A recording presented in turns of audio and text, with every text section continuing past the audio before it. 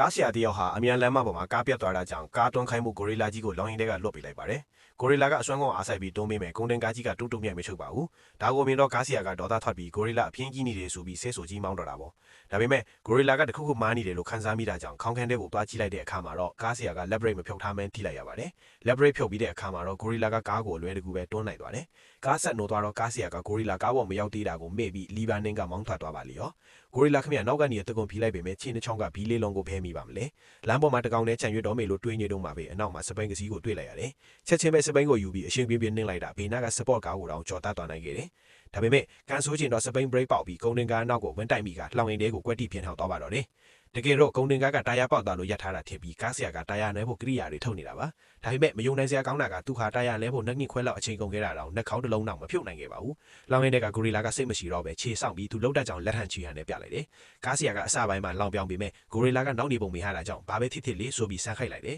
။ဂိုရီလာကအပိုဘီကိုလှိမ့်လာတယ်။ဂျိုင်းနဲ့ကားကိုမြောက်တယ်။ပေါက်နေတဲ့ဘီကိုဖြုတ်ပြီးဘီတစ်ကိုတတ်လိုက်တာအရာအလုံးကသွက်လက်ချက်ချပြီးတကယ်ကိုကျွမ်းကျင်ပင်လာရှင်းပါပဲ။ဒါကိုမြင်တော့မှကားဆရာလည်းဂိုရီလာရဲ့နီးပင်နာကိုလီးစားသွားပါတော့တယ်။